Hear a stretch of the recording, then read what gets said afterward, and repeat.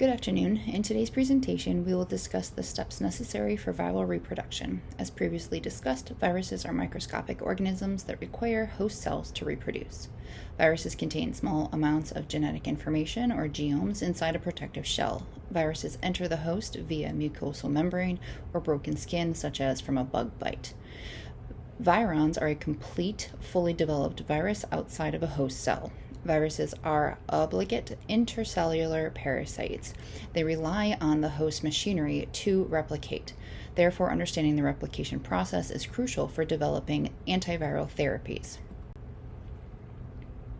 Here we have a list of all of the information that we're going to discuss briefly and in some depth today, including our virons, types of viruses, the cycle of virus reproduction, the difference between DNA and RNA viruses, what a one-step growth curve is and how it is beneficial to understanding the virus cycle, and then the different steps going into detail of the virus cycle of attachment, penetration, and uncoating of a viron, the replication of the nucleic acid or genetic information found within the virus, and then what the differences between a lytic and lysogenic cycles are, and then the assembly and release of the new virons that have been created, and then we're going to sum up the importance of all of this.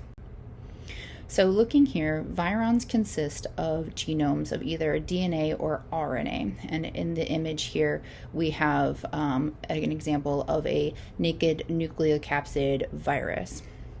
For the virus to be effective, thus infecting the host, the viron will enter a host and attach itself to the host cells. The genome is enclosed by a protein capsid that protects the nucleic information, or the nucleic acid being the RNA or DNA. This can be seen in image A here, also referring to as the naked nucleocapsid virus or non-enveloped virus. The envelope virus, seen here, has the capsid surrounded by a biological membrane. The envelope contains lipids, proteins, a lipid bilayer, or carbohydrates. The proteins are often the fusing proteins that are then binded to the host cell. Image B shows the nucleic acid within the capsid, as we already saw in image A. However, now we have an envelope that surrounds that with these spikes seen here, which are those fusing proteins. The envelope acts as a secondary layer of protection for the viral nucleic acid. However, the virus is no longer effective or considered contagious if something happens to that envelope, whether it is damaged or destroyed. As depicted in this image, we have viral capsids in different shapes and sizes, and it's dictated by the genomic composition and the specific host cell that the virus is targeting. The different shapes of viruses are the isohedral, envelope, hexacle, and the more commonly known one as our complex structure of a bacteriophage. The bacteriophage seen here is a virus that infects bacteria, and it can range from anywhere from 24 nanometers to 225 nanometers in size.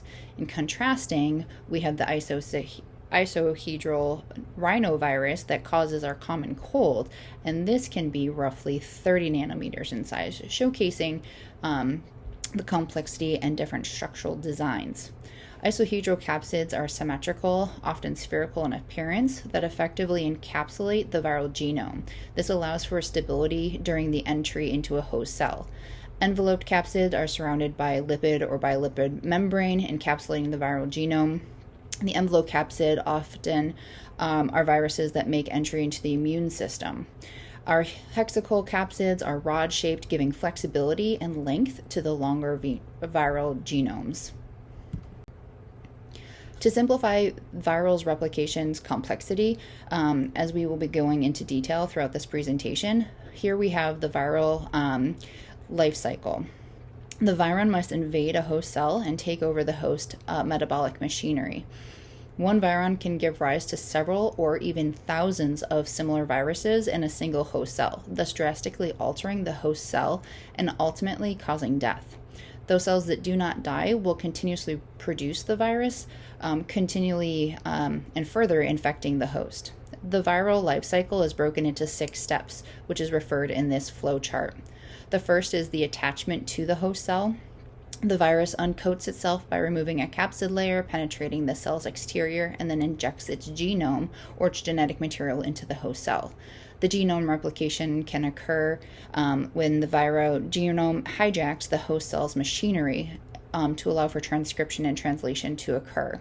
The new viral genomes are assembled into new virons and then subsequently released from the host cell to find other cells to infect. Grasping the intrinsic nature of viral replication can vary based on the type of genome material within the capsid, and is crucial to comprehend how the virus reproduces and consequently how it can be then eradicated. And we are going to discuss the differences between DNA, which we have a DNA structure of a virus here, versus RNA located here. So when we focus on our DNA replication, the replication of DNA viruses is a collaborative effort between the virus and the host cell. The DNA virus have a unique replication process characterized by their distinct double-stranded and occasionally single-stranded DNA genomic structure. The success of replication is linked to the host cell DNA-dependent DNA polymerase to be key for many DNA viruses. However, it's important to note that some DNA viruses are encoded with their own polymerase, which further highlights the intrinsic relationship between the virus and the host cell. DNA viruses only reproduce using the host nucleus and nucleic machinery to replicate their DNA and synthesize their capsid and other proteins in the host cytoplasm. The viral DNA enters the host nucleus, where transcription of the viral DNA creates mRNA. Translation of the mRNA into viral proteins occurs, allowing the viral DNA to be replicated using the host DNA polymerase, or the virus's own polymerase, whatever the case may be. The proteins are transported to the nucleus, joining the new viral DNA to form new virons. The virons then migrate along the endoplasmic reticulum to be released from the host cell. Looking at the image of the DNA virus on the top right, we can note that the dispersing of the capsid proteins are released to the viral DNA and of the DNA nucleic acid into the cellular cytoplasm. Here, the viral DNA takes over the host DNA replication machinery to immediate transcribe mRNA. The mRNA is then translated into proteins via the host cell to complete the viral genome replication process. Thanks to the remarkable proofreading capabilities of DNA polymerase, the mutation rate is impressively low, lower than that of RNA viruses. This exemplified by the excellent examples of low mutated DNA viruses such as the herpes virus, angioviruses, papillomaviruses, which are all a testament to the efficiency of this enzyme.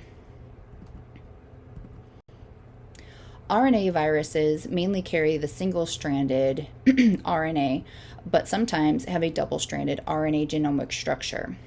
Differing from the DNA virus, the single-stranded RNA viruses are further classified into either positive or negative subsets. The positive single-stranded viruses can directly translate via the host cell. In contrast, the negative single-stranded RNA viruses carries a complementary mRNA and needs to be converted to a positive RNA via RNA polymerase before translation can occur. Viral RNA is synthesized similarly to that of viral DNA. However, the viral RNA is synthesized into the host cell cytoplasm. Multiple forms of mRNA mechanisms occur with the different groups of RNA viruses. RNA-dependent RNA polymerase is essential for the multiple processes necessary depending on the mRNA and viral RNA produced. The RNA polymerase is not encoded within the cell's genome and catalyzed the synthesis or other RNA strands that are complementary in base sequences to the original infected strand. The now infected viral RNA and viral protein are synthesized, matured, and released from the host cell. The multiplication of viruses can be demonstrated with a one-step growth curve shown here. The data from this graph is obtained by ensuring every cell in the culture is simultaneously infected with the virus being tested. Then the culture medium and the cells present for virons, viral proteins, and nucleic acids will be tested. The viruses released into the medium are titrated separately from that of the cell-associated virus. Soon after infection, the virus seems to vanish, meaning it can no longer be detected for sometimes hours, ranging anywhere from 2 to 12 on average. This is known to be the eclipse period, seen in the graphs. The infection process under the first virons are detected is the non-enveloped virus. Maturation occurs until it undergoes cellular lysis and the new virons are released. For the envelope viruses, maturation occurs via budding in the host cell's plasma membrane, releasing the new virons into the medium. Understanding the one-step growth curve for the various viruses is vital to understanding the scope of their impact for the host. One single viron can produce up to thousands of similar viruses within just one host cell. For viruses where this occurs, the process of viral replication can drastically change the host cell and overall host itself, potentially leading to death. Focusing on the specific steps that need to occur for successful viral replication, we begin with attachment phase of the replication cycle. The virus must recognize and find a suitable host cell to bind to. Binding to specific receptors on the host cell surface is specific to each virus. Again, the size and shape of the virus will determine the number of proteins that are needed to bind to the host cell receptors. There can be as little as 3 proteins for the simple viral structures, whereas some of the complex viral structures can have over 60 proteins that must come together in a specific order for the viron to attach to the host cell. Once recognition is made, the virus attaches a particular protein or anti-receptor to bind to the cellular receptor molecule of the host cell. These target receptor cells on the host cell surface can be proteins, which tend to be more specific, where the virus needs to use more specific proteins to bind to, or can be less specific, such as that of carbohydrates. Carbohydrates are less specific due to their sugar side chain configuration that occurs on various molecules. Some viruses, such as complex viruses, may utilize more than one receptor with multiple routes to enter the cell, such as the pox virus or herpes virus. The recognition interaction determines host cell range and cellular tropism. Cellular tropism explains how different viruses can envelope to have evolved to target specific preferentially host cells and cell types within the host of those species. Viruses can and will take normal receptor functions and mimic molecules that naturally bind to the host cell receptors to allow for attachment to occur. Due to the initial stage of viral replication and the initial interactions between the viron and the host cell, the course of the viral infection can be determined. Directly following attachment to the host cell, many virons, enveloped and non-enveloped, enter or penetrate the cell via receptor-mediated endocytosis. The molecules bind to the proteins on the plasma membrane and is enfolded into the host cell's membrane. A continual enfolding creates vesicles that engulf the viron. Note the image here, and the plasma membrane is enfolding around the viron. As the pH in the endosome decreases, configuration changes in the viral proteins can occur, allowing for proteins to be released from the endosome. Bulk phase endocytosis is slightly different because the host cell engulfs whatever is in the extracellular fluid surrounding the cell, and phagocytosis occurs when the entire cell is engulfed by a specialized cell. Enveloped virons exclusively can be penetrated a host cell via fusion, seen here. For this form of penetration, the viron fuses with the host cell's plasma membrane and release the capsid into a host cell's cytoplasm. This too can be seen in this image, where the fusion of the viron envelope to the cell membranes. Fusion of the viral envelope can occur at the cell membrane or within endocytosed vesicles such as endosomes, and is mediated by some viral protein that is used by the virus for attachment, or by a different viral protein depending on the virus. Direct entry, utilized by non-envelope viruses, binds the virus to receptors at the endosomal membrane, inducing conformational changes. the change-exposed region of the cell and transport the viral genome across the plasma membrane. Once the viron penetrates the host cell, the protective layer of the genomic material breaks down or is removed into a process called uncoding. The release of genome into the cell will allow replication and transcription to occur in the appropriate location within the host cell, depending on whether the viron is on RNA or DNA. Uncoding can occur in various ways depending on the type of virus. Certain viruses, including rhinovirus, employ a unique strategy by expanding from pores in the endosome through which the viral genome can escape. In contrast, like the influenza virus, other viruses induce fusion of the viron envelope and with the endosomal membrane releasing the viral genome. Historically, it has been thought that polioviruses capsids do not enter the cell at all, but binding of the capsid to the cell surface receptors, including a conformational change that creates a pore in the membrane through which the genome is then transported. Many viruses maintain partially intact capsid in the cytosol that acts as what is known as a home base for replication, like reoviruses do. This diversity in entry mechanisms is a fascinating aspect to biology. In 1971, David Baltimore revolutionized the virology field by creating the Baltimore classification of viruses. This groundbreaking system assigned all viruses to 6 different classes, providing a comprehensive understanding of their genomic composition. The replication process of RNA viruses is a highly intrinsic one involving one of two distinct pathways. These pathways, named RNA-dependent RNA synthesis and RNA-dependent DNA synthesis or reverse transcription, followed by DNA replication and transcription, necessitate enzymatic activities that are typically absent in uninfected host cells. This leads to the viruses encoding for required enzymes, which are either expressed early in infection or packaged with the viral genome during the assembly of virons in preparation for the next round of infection. Double-stranded RNA viruses exhibit unique characteristics, carrying their own RNA synthesis enzymes within their virons. Once inside a cell, these enzymes transcribe one of the RNA strands of the double-stranded RNA genome to a single-stranded positive RNA within the viron.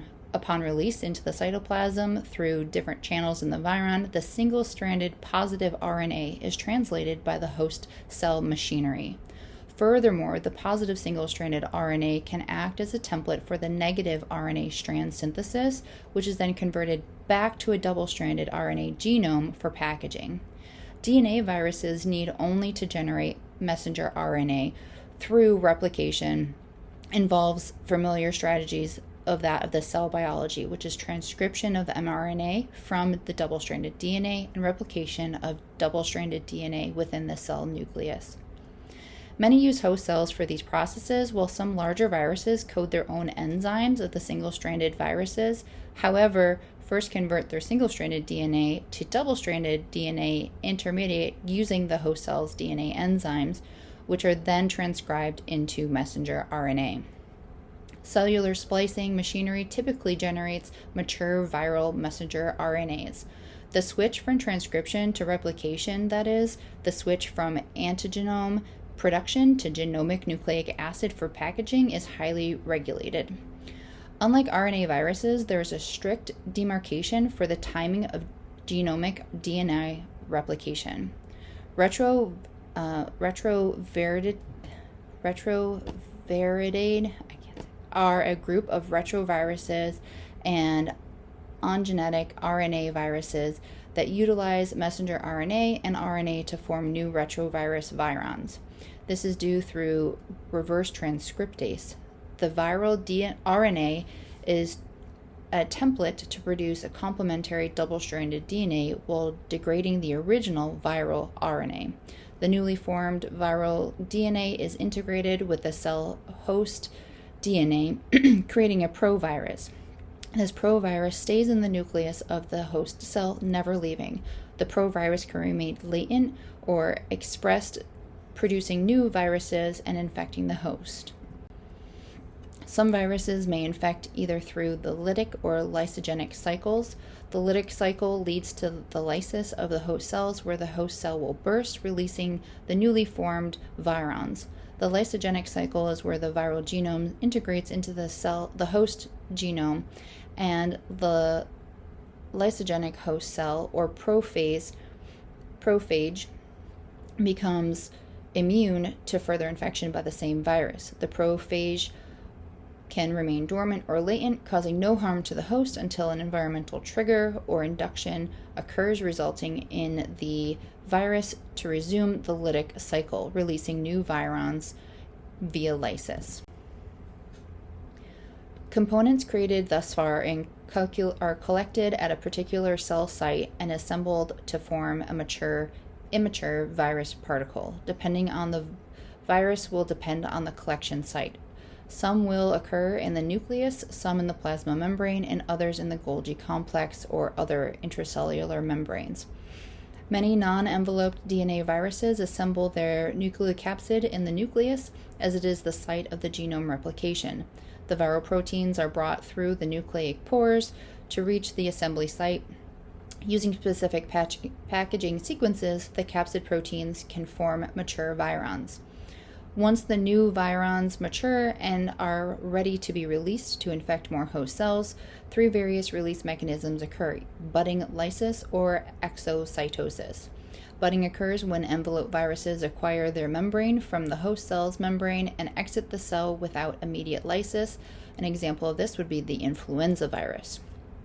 Also, as we mentioned, lysis is when the non-envelope virus causes the host cell to burst, releasing new virons. An example of this is the angiovirus. And lastly, exocytosis. This occurs when some viruses use cellular vesicles to fuse at the plasma membrane and exit the cell without lysis. An obligate intracellular parasite, viruses have co-evolved with the host cell. Consequently, the changes in cellular activities and architecture are induced in a viral infection cell and likely to reflect a tug-of-war between the opposing cellular defenses and mechanism viruses employ to divert or utilize the cellular machinery and metabolic pathways. It is important to understand viral replication for the understanding of how viruses spread, how they are reproduced, how we can maybe affect or mutate their replication process, and target for specific therapies, thus killing the cell. Here are my references. Thank you.